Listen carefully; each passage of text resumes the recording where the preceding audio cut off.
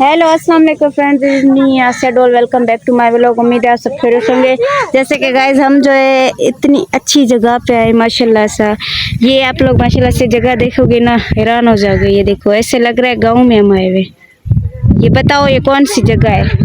घुमाए तो ये देखो ये टावर है। ऐसे ही ये वाली जगह बताओ कौन सी है? हमारी कजन हम सब यहाँ खड़े हैं एंजॉय कर रहे हैं। मैंने कहा थोड़ा सा टिकटॉक बनाऊंगी। मुझे डर लग रहा है यहाँ से कहीं शेर न निकले। शेर नहीं, वो क्या बोलते हैं, वो गिरगिट तो लाजमी निकलेगा इन चीज़ों से। यार इनमें गिरगिट इतना है ये ऐसा ना क्रिकेट निकले हम फिर मेरा पता नहीं क्या मुझे हो जाएगा। सब मेरी कजनें भी डर रही है कि यहाँ पे क्रिकेट ना हो। ये लोगों के घर है, पता है ये लोग रहते हैं, ये बकरियां हैं। पता नहीं कैसे लोग यहाँ ज़िंदगी गुजार रहे हैं। हम तो परेशान हैं इनकी ज़िंदगी से। चलो गाइस, मैंने कहा थोड़े से हम व्लॉग नहीं बना रहे, आप लोग के लिए बात ये शेयर कर दें।